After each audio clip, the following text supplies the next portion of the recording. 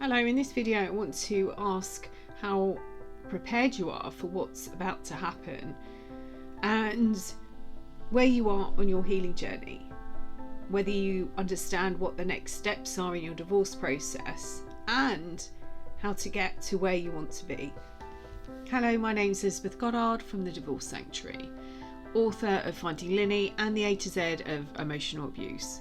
On this channel I talk about healing from emotional abuse and divorcing both emotionally and physically from the abuser. If you're new to the channel, please don't forget to like and subscribe, and if you're returning, welcome back and thank you.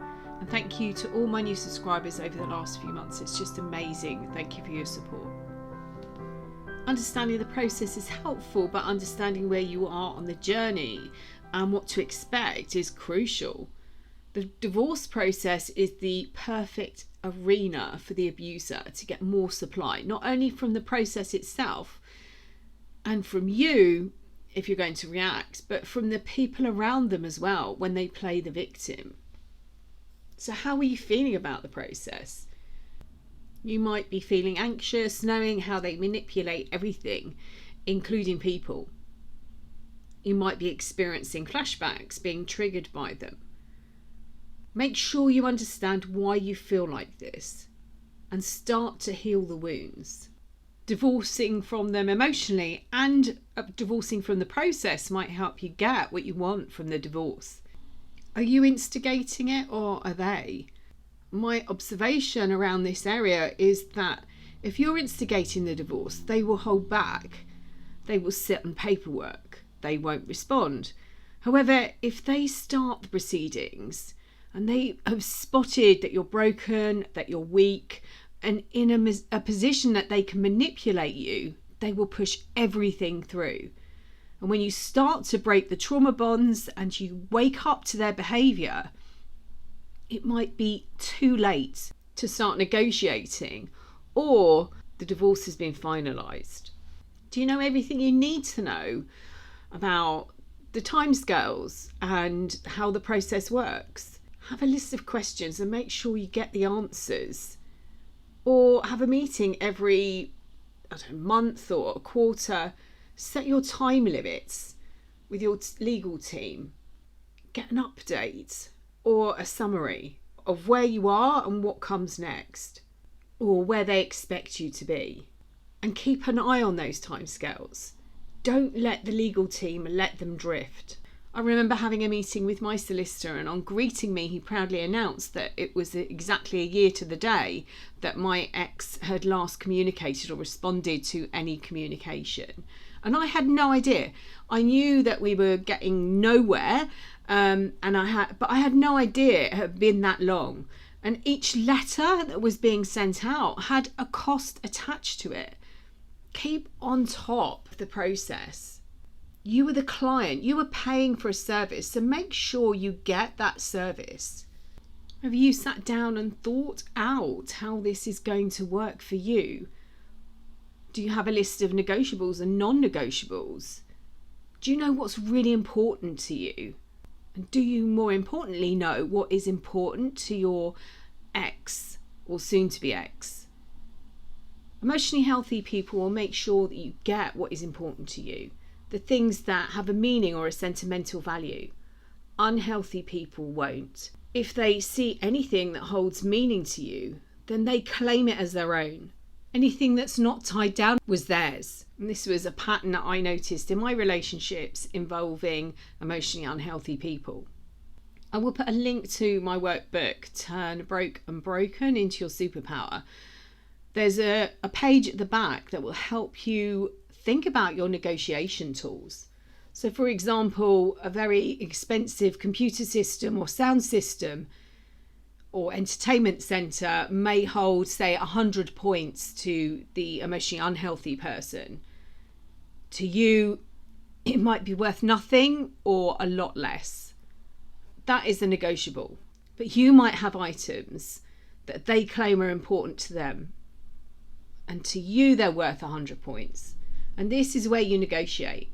The entertainment centre or any other item that they see is important against what is really important to you. Well, you take yourself out for an hour or so, maybe to a coffee shop or to sit in the park, and mentally go through your home. In one column, you put the things that are really important to you, that you're not going to budge on, that you really, really want.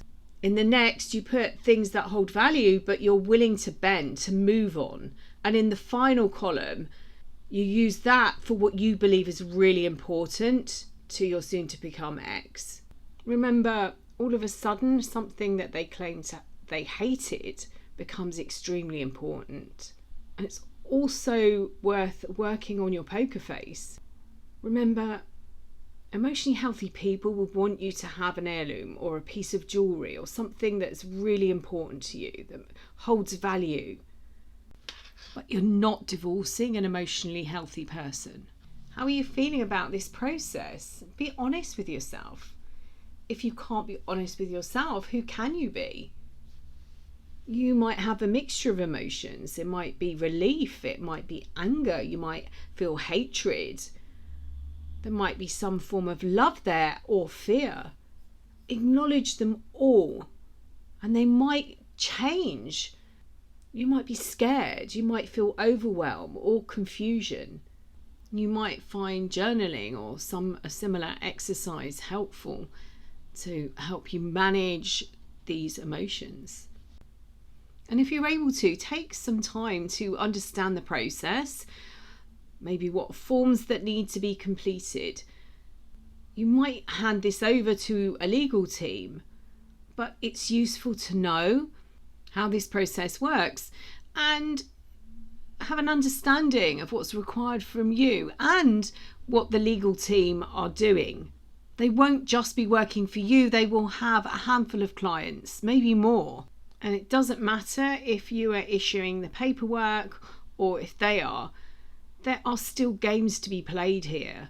And if you're stuck in a trauma bond and you can't move forward, the game is played while you are in the position to be manipulated. If you're instigating the divorce, they can play the game of not responding, costing you money, causing you frustration. So do you know everything you need to know about timescales and how this process works? Has your solicitor or legal team had experience with working with this type of personality? And even if you are using a legal team, it is really beneficial to understand the process. Don't get caught in a money trap. Have you sat down and planned out how this is going to work? Have a plan which includes what happens after the divorce. Understand what you want from this process. It's so easy to get caught up with what should happen or what the abuser wants to happen. That trauma bond, if it's still in place, will allow them to get away with what they want and to dictate to you what's going to happen. Sit down and think, what do you want? Has anyone asked you that? Or were you put in a position of plucking a number out of the air? Remember, you are not divorcing someone who is emotionally healthy. The ultimate goal for them is to take control. Do you have your list of negotiables and non-negotiable items? It's really, really important. What do you want? Is this money-led, asset-led? Create a list of all the things that you want from the divorce. In your list, think about how you want to feel, what you want your life to look like, and what would be helpful. And then put everything into the columns. As I said, one is non-negotiable. You're going to fight for this. The second one is negotiable. You would argue your case, but if it isn't as important. And your third column is your giveaways. And here are the things you put that are really important to your estranged partner, but you're not interested. Understand what you want and why it is important. Is it because you are hurting and you know something's really meaningful to them? Or is it really meaningful and important to you? You could Marie Kondo it. Her method consists of gathering together all your belongings, one category at a time, and then keeping only the things that bring you spark joy. And if it doesn't bring you the spark joy, then it goes. I remember meeting a solicitor and she said to me about a pension, and my first comment was, "Oh, I'm not interested in that." And she replied, "That's fine, but it's a bargaining tool for us." If you don't have a rough concept of how this process works, you could spiral into overwhelm. Remember, you are a project to them and they know how to trigger you. They did it when you were married. This process isn't going to stop them. And they also do it in the safety of a legal team who become their enablers. A loaded letter or email designed to trigger you. And then they sit back with their popcorn and watch the fireworks.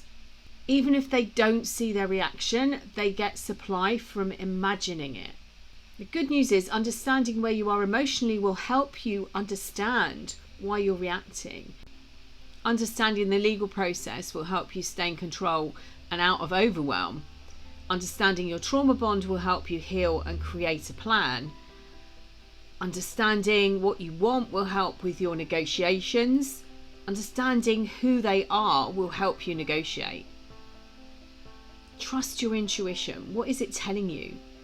Each letter and email has the potential for information to be hidden inside it. What you don't comment on will be taken as an agreement. So I ask again, how prepared are you for divorce?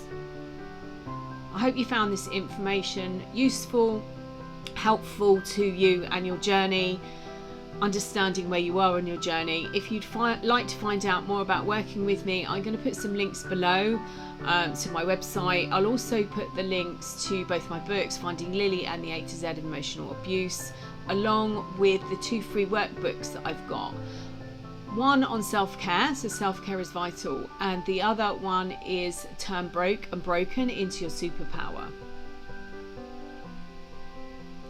If you're new to the channel, please don't forget to like and subscribe to it. I'm sending you loads and loads and loads of love.